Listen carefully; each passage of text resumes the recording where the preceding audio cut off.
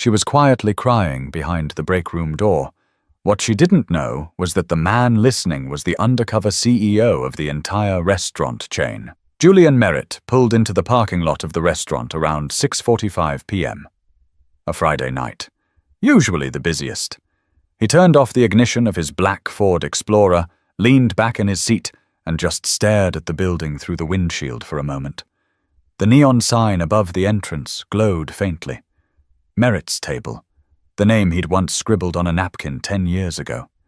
He wasn't dressed like a CEO, no blazer, no tie, just a grey hoodie, fitted jeans, and sneakers. If someone looked close, they might notice the watch. But no one did. And that's what he liked. Inside, the restaurant had the usual Friday night rhythm. Families talking over fried catfish, couples sharing plates of mac and cheese, kids dipping hush puppies in sauce. The smell of hot grease and Cajun spice clung to the air. He walked in with no reservation, no fanfare. The hostess, a high school kid with tired eyes, barely looked up. "Just one?" Julian nodded. "Bar's full? Booth okay?" "That's fine." She led him past rows of guests, toward a corner booth with a partial view of the kitchen doors. He sat, settled in, and scanned the room like a man looking for nothing in particular. But he saw everything. The manager, white button-down, chest puffed like a rooster, stood by the bar, arms crossed, barking instructions to the bartender. A tall waitress in worn shoes hurried past with 2 trays. She looked about 22, maybe 23. A second waiter tripped over a chair leg. The manager glared, but didn't help. Julian noticed how no one smiled unless they were serving, how the staff whispered more than they talked, how one busboy kept glancing nervously toward the back. He pulled out a notepad, not to write, just to touch something familiar. Years ago, he used to keep track of sauces and spice levels on that pad. Now it stayed in his back pocket like a relic. His server was a young man named Deshawn, friendly, polite, and moving fast. "Hey man, thanks for your patience. Water, bread, menu. You good?" Julian nodded, kept his tone casual. "All good. Appreciate you." Deshawn grinned. "Friday crowd's brutal sometimes, but you came at a good time. Want me to start you off with anything?" Julian ordered the shrimp and grits with a side of greens, handed the menu back, and watched Deshawn disappear behind the kitchen door. The sound of the restaurant was steady, but there was a tension beneath it, like a pressure valve just barely holding. Julian leaned forward, pretending to scroll through his phone, but his eyes stayed alert. Near the dish station, a young woman with braids and tired shoulders filled water pitchers. She kept looking over her shoulder like someone was behind her. When the manager passed, she stood up straighter. When he left, her shoulders dropped again. The restaurant had been open for 8 months. This was its 3rd location, in Jackson, Mississippi. Julian had picked it for sentimental reasons. His grandfather was born here. It felt full circle. But now, sitting in the booth with a front-row view to the staff dynamics, Julian felt something tugging at him. A small, gnawing sense that the values he'd built his company on weren't reaching the floor. The food arrived hot. Deshawn made sure he had everything. "Anything else I can get you?" Julian smiled. "Nope. You're doing great." Deshawn gave a small nod and moved on. Julian took one bite, then another. The taste was there. The recipe hadn't changed, but something about the experience felt off. He couldn't name it yet. Not exactly. He wiped his mouth, took a sip of water, and was about to signal for the check when something changed. A faint sound. It didn't match the clatter and conversation around him. He froze. It was coming from down the hallway near the back, where the employee lockers were. Not loud, but clear enough. Someone was crying. But instead of getting up to leave, Julian stood and followed the sound. The hallway smelled like old fryer oil and lemon cleaner. Julian moved slowly, each step quiet against the worn tile. He didn't want to startle anyone. He wasn't supposed to be back here, not as a customer anyway. But that sound had pulled something deep out of him. A soft, shaky voice echoed behind the break room door, half open. It was muffled, but not enough to miss the emotion. I can't do it anymore, Tash, the voice said. I'm trying, but he treats me like trash, like I'm lucky just to be here. Julian stopped just short of the doorway. He didn't peer in. He stood still, listening. It wasn't about eavesdropping. It was about understanding, because something in that voice felt familiar. Not the voice itself, but the exhaustion in it. Inside, 2 women sat by the lockers. One of them, the one speaking, was the waitress from earlier, the one with the worn shoes and tired shoulders. Ariel Knox, according to her name tag. She sat hunched over with her hands in her lap, sleeves rolled to the elbows, eyes puffy from trying not to cry too loudly. Next to her, a stocky kitchen worker with short twists. Tasha, apparently, sat with her arm resting on Ariel's shoulder. I asked for my overtime from last week. He said I had attitude. I work doubles 3 days a week, and I still go home with less than what they promised. Ariel sniffled, rubbed her face with her sleeve. And now he's talking about writing me up for speaking out of turn when he humiliated Danny in front of a whole table. Tasha shook her head. He ain't nothing but a bully in khakis. You didn't do anything wrong. Danny just dropped a tray. It happens. He made him cry. Ariel whispered. Grown man, crying in the walk-in. And now everyone's scared to say anything, 'cause Brent's watching us like hawks. Brent? The name landed like lead in Julian's stomach. Julian took a step back, careful not to make noise. He didn't want them to know he'd heard. Not yet. Not until he could do something about it.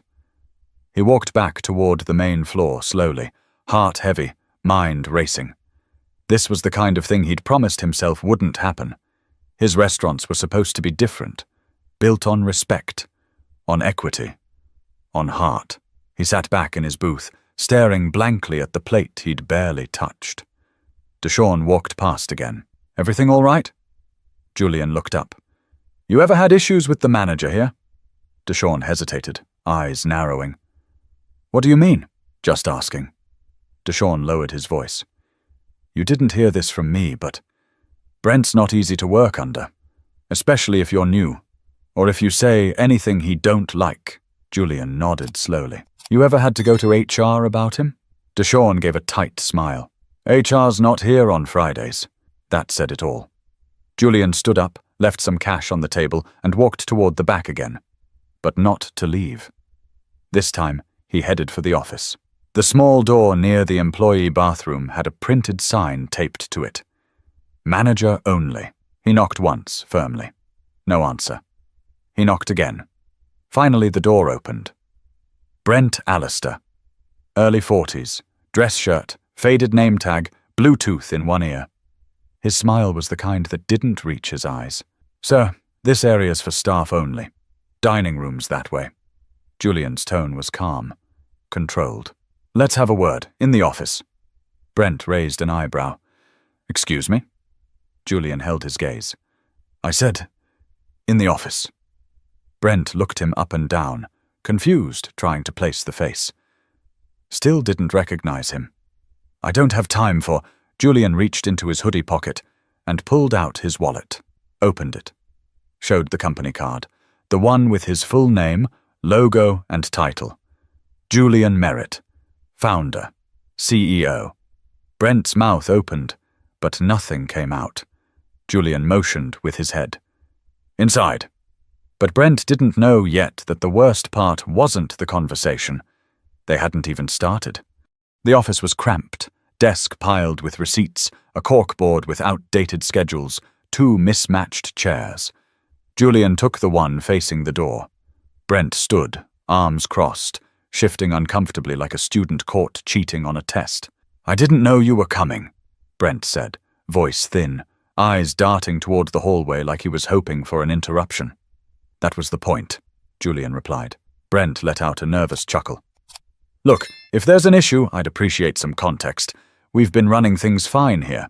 Got great Yelp reviews. We hit our monthly target last week.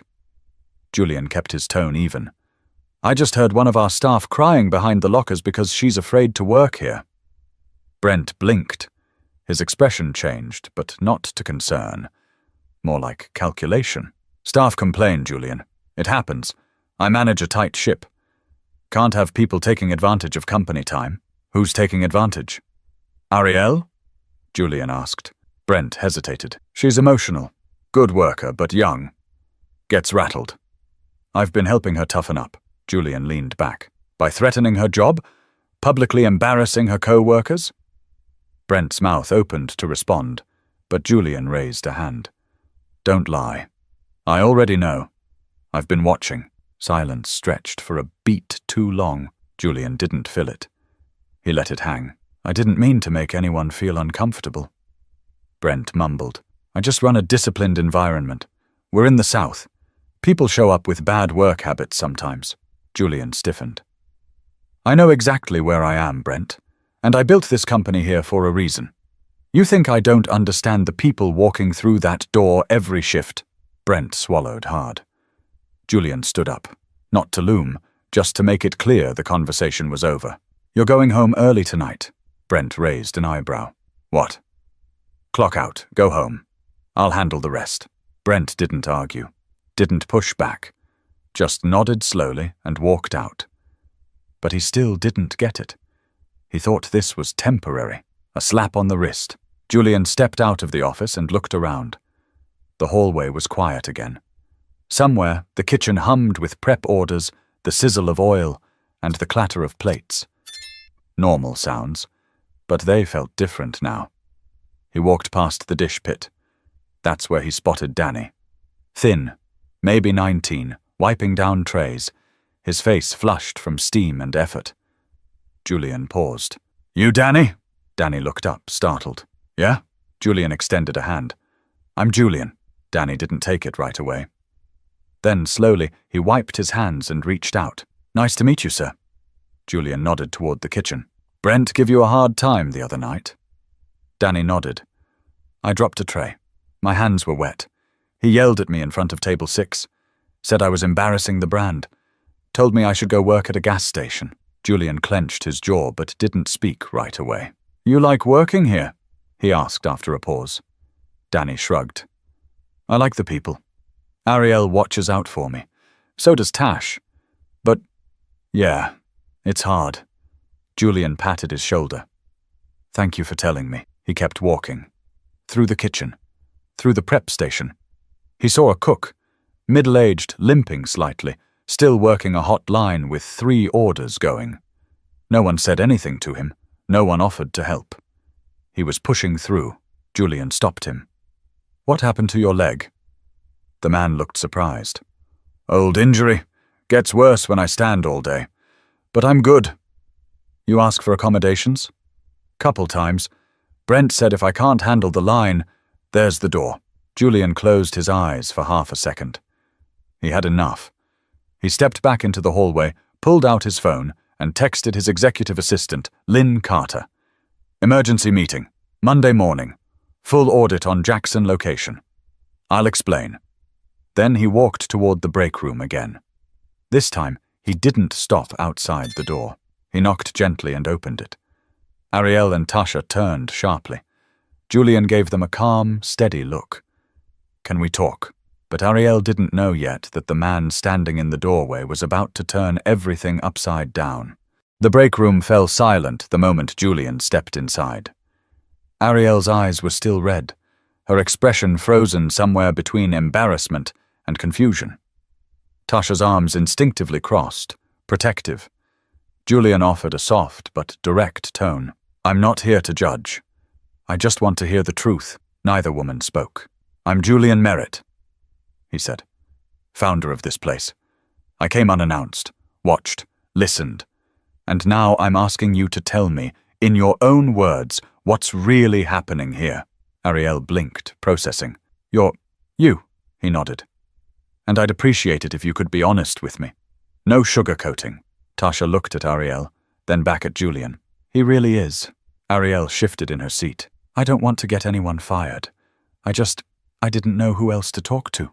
Julian sat down across from them, elbows on his knees. Let's not worry about firings. Just truth. Ariel took a deep breath. Brent treats people like tools. The ones he likes get time off, better shifts, better tables. The rest of us, If we're late by 2 minutes, it's right up city. If we ask questions, he tells us we have attitude, Tasha added. He started cutting hours from people he thinks talk too much. Some of the kitchen guys barely get 3 shifts a week now, and when we bring up problems, it's always the same line. You don't like it, leave. Julian listened quietly, his jaw still, his breathing even. And the customers? Ariel continued. We're told to smile, serve, and shut up. Even if they treat us like garbage, Brent always takes the customer's side. Every time. Tasha leaned in. Ariel works the hardest out of all of us. Double shifts. Comes in early, stays late. You ask anyone out there, she doesn't slack. And Brent rides her like she's some kind of rookie. Julian nodded slowly. How long has this been going on? Since he started. 2 months after we opened. Ariel replied. We hoped it'd pass. We needed the job. Julian leaned back and let out a long breath. You shouldn't have to tolerate disrespect to keep a paycheck. Ariel looked up. Then why does it happen so much? Julian didn't answer right away. That question cut deeper than she probably knew. He'd hired Brent, approved him, trusted his resume, his interviews, the references, and he hadn't checked in once in 8 months. Maybe the real failure wasn't Brent. It was him. He stood. I'm making changes. Effective now. Ariel looked uncertain. What kind of changes? Julian gave a soft smile. Ones that start with listening and end with accountability. He walked out of the break room and made his way through the kitchen again. The staff stole glances, some curious, some worried. Word had started to spread. The CEO was here. And he wasn't smiling. Julian went to the front of the house. The dining room was still buzzing, people eating, talking, completely unaware that just beyond the kitchen door, a shift in power had begun. He tapped Deshawn on the shoulder. Can you do me a favor? Sure. Quietly let everyone clocked in tonight know there'll be a short team meeting at closing. Paid time. I'll handle it. Deshawn raised an eyebrow, then nodded. Got it. Julian stood by the entrance, arms folded, watching. Brent emerged a few minutes later, face tight, walking toward the door without saying a word. Some of the staff noticed. Others pretended not to. Julian didn't stop him. Not in front of everyone. Let him go. Let him stew. The real work started after the exit, but the part the staff didn't expect was that the man replacing Brent wasn't someone new. The restaurant closed just after 11 p.m. The last table left with takeout boxes, and the kitchen began winding down. Pans scrubbed, aprons folded, trash taken out in heavy bags that thudded against the back door. Inside the dining room, Julian waited near the host stand as staff gathered around. No one was quite sure what to expect. Ariel lingered near the back, her arms crossed tight across her chest. Danny leaned on a mop handle, still in his dish gloves. Tasha stood near the edge of the group, watching Julian closely. He raised his hand. Thanks for staying. I know you're tired, and I won't keep you long. But I want to be clear about something. His voice was steady, but quiet enough that everyone had to lean in a little. This place carries my name, my family's name. I started Merritt's Table with one location and a borrowed stove, and I built it on a simple idea. Good food, good people, and a fair place to work. He looked around. Somewhere between the paperwork and the profit margins, I forgot to keep my eyes on the floor. That's my mistake. Silence. No one moved. A few heads nodded. I saw enough tonight to know things aren't being run the way I intended. People being talked down to, punished for speaking up, pressured to stay silent. That stops now. There was a quiet stir through the group. Julian continued. I'm not here to scare anybody. I'm here to listen and fix what's broken. One person at a time. Starting tonight. He motioned toward the back. I'll be here for the next couple hours. I'd like to speak to each of you. Alone. 5 minutes. Just your truth. No consequences. Ariel's brows furrowed. Really? Julian nodded. Really. This is off the record, but not off the radar. Tasha smirked at that, arms still folded. He added, If you've ever worked a job where your voice didn't matter, this ain't that place anymore." The staff broke off into small clusters, murmuring. Deshawn was the first to step forward. Inside the manager's office, he sat across from Julian, hat off, fingers fidgeting. "I like working here, man," he said. "I've worked worse jobs, but I kept my head down because Brent made it feel like speaking up would get me cut. I've seen 3 people disappear from the schedule just for asking questions." Julian scribbled in a small black notebook. "Anyone else you think I should talk to who might be afraid?" Julian asked. Deshawn thought. "Maybe Keisha. She's quiet, but she sees everything. Thank you." Next came Keisha, then Tasha, then Danny. Each one different. Some angry, some scared. But they all shared one thing, the need to be heard. Keisha talked about how the schedule kept changing last minute, making it impossible for her to find a second job or get childcare. Tasha talked about Brent making personal comments, about weight, hair, clothes, said she'd started eating lunch in her car just to avoid him. Danny admitted he thought about quitting 3 times in the last month, said he stayed because of Ariel. Every story chipped away at Julian's silence. He didn't argue, didn't excuse, just listened. And when Ariel finally walked in and closed the door, she didn't sit right away. She looked at him like she wasn't sure whether to thank him or curse him. "You really didn't know?" Julian shook his head. "I didn't." "Then why are you taking it personal?" He thought for a second. "Because I started this to give people like you something better, and I hate the thought that I became just another boss who stopped paying attention." She sat down across from him. "So what now?" Julian leaned forward. "Now I rebuild the trust. One shift at a time." Ariel studied him for a moment, then gave a small nod. Not approval, just recognition. Like she was willing to watch what happened next. But Julian knew that words meant nothing if the next morning felt like just another day. Monday morning came without fanfare. The sun burned through the haze above Jackson, and the restaurant stayed closed until noon. A handwritten sign taped to the door read, "We're opening late today for staff development. Thank you for your patience." Inside, Julian arrived early. No hoodie this time. Button up, sleeves rolled. Still no entourage, just a binder under one arm, a black notebook under the other. He wasn't here to perform. He was here to clean up. By 8:15 a.m. everyone had shown up. Some dressed for work, others in casual clothes, uncertain of what this staff development meant. They gathered in the dining room again, a bit more alert this time. There were whispers, eyes darting toward the front of the room. Some looked hopeful. Others braced for bad news. Julian stood near the center table, calm and direct. "I want to start by thanking every single one of you who spoke to me Friday night. What you said, what you trusted me with, it matters, and it won't be ignored." He let that sit for a second. "Here's where we start. Brent is no longer with the company." Gasps.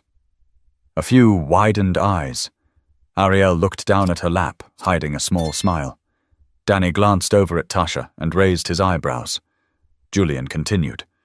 "There's a new code of conduct going into effect today, one that actually means something. And we're forming a peer committee. That means employees from every role, servers, kitchen staff, dish crew, will help shape how this place is run." A young prep cook raised his hand. "Like a workers' board?"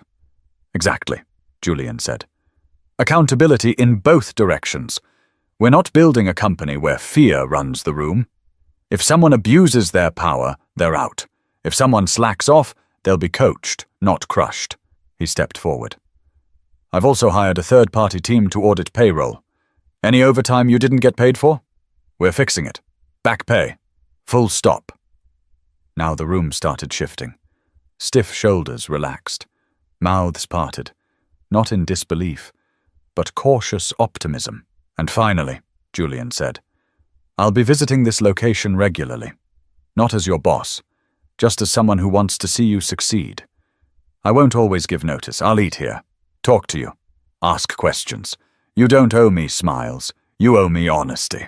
One of the bartenders, a lanky man with sleeve tattoos, chuckled. "So, you're gonna spy on us?" Julian grinned. Nah, I'm just gonna keep showing up. And if I do it right, you'll stop worrying when I walk in. A small ripple of laughter passed through the room. He looked around again. This isn't about looking good. This is about being better. You all deserve that. And I won't make the mistake of forgetting it again. After the meeting, people lingered. Some chatted. Others stayed back to thank him quietly. A few asked about the peer committee. Julian gave them a clipboard, told them to write their names down. No pressure, just intention. He spent the next hour walking through the kitchen again, this time asking real questions. What worked, what didn't, what tools they needed. The cook with the limp now had a padded mat under his station. Someone had ordered it that morning. Ariel passed him by while restocking menus. Feels different in here today, she said. Julian looked over. Good different or weird different? She thought for a second. Both, he chuckled. I'll take that. Then something happened Julian didn't expect. Danny walked over, still in his dish gloves, carrying a folded note. It's from my mom, he mumbled. She said to give it to the guy who believed me. Julian opened the note. The handwriting was neat, careful. Thank you for seeing my son when someone else tried to make him invisible. Not everyone would. He folded it and slid it into his pocket. That moment didn't need a response. It just needed to be held. But Julian wasn't done. Not until he proved that a second chance means something only when you earn it. 3 weeks later, Julian returned to the Jackson location on a quiet Wednesday morning. No press, no board members. He parked in the same spot, wore the same hoodie. This time, it felt intentional. He walked in just after the morning shift started. The place smelled like fresh biscuits and brewed coffee. Calm energy, the kind that didn't feel forced. Ariel was setting up syrup bottles at table 4. She glanced up, recognized him immediately, and gave a short nod. Not one of obligation, but of acknowledgement. Julian smiled back and slid into the same corner booth he'd sat in that first night. Deshawn brought him coffee, black, before he could ask. We got some pecan waffles fresh. Want a plate? Julian grinned. You remembered? First order you made here. I don't forget the good ones. As Deshawn walked off, Julian scanned the room. Keisha was training a new hostess. Danny was at the dish pit again, but this time with headphones on and a small grin on his face. Even the cook with the limp, Julian learned his name was Monty, had a stool at his station now for when things slowed down. Everything didn't look perfect. It wasn't meant to. But it looked human, connected, like the place had a pulse again. Ariel came over during a lull. Still doing surprise visits? Julian chuckled. I like to keep folks guessing. She hesitated. I talked to the new manager. He's decent, said he wants to do things your way. Asked me to help with scheduling. Julian raised an eyebrow. You said yes? Eventually. I figured if someone's going to build the table, they might as well know how to set it right. Julian nodded slowly. Good. You've got leadership in you. Don't waste it waiting for permission. She paused. That something your dad told you? Julian looked out the window for a moment. Nah, it's something I wish somebody told me when I was your age. She didn't say anything more, just gave a small smile and walked back toward the kitchen. Julian watched her go, then reached into his pocket and pulled out Danny's mom's note. He'd kept it folded near his wallet. Read it sometimes when the days got noisy. Someone who believed me. That line stuck with him. Because the truth was, he hadn't always believed people. Not when he was building stores, chasing investors, hiring people like Brent based on polished resumes. Somewhere along the way, he started trusting numbers more than people, processes over voices. But voices built this brand, and ignoring them nearly cracked its foundation. He looked around again. No one clapped when he walked in. No one tried to impress him. And that, to Julian, was the best sign of progress. Before he left, he asked Deshawn for a Sharpie. Walked to the back wall near the break room, where an old corkboard hung, usually for notices and shift swaps. He wrote in thick black ink on a fresh white sheet of paper. The The day we stop listening is the day we stop leading. Keep your eyes open, and your ears even more. Julian Merritt. He pinned it dead center. Then he turned, gave a quick wave to the team, and walked out. No speech, no ceremony. Just a quiet departure, like any customer with a full stomach and something on his mind. Outside, he exhaled slowly, watching the cars pass on McWillie Drive. People heading to jobs, school, errands. The world kept moving, but inside that little restaurant, something had shifted. It wasn't just about food. It never was. It was about dignity. Listening. Ownership, not just of tasks, but of culture. Julian got into his car, pulled out his phone, and opened a blank note. Show up. Watch. Listen. Correct. Repeat. He saved it. No title. Just a reminder for himself. Because the biggest change he made wasn't firing Brent. It wasn't the audits or the policies. It was remembering that the job of a leader starts with stepping out of the office and into the reality of those you depend on. If this story meant something to you, if it reminded you that how we treat people matters even when no one's looking, then do me a favor. Share it.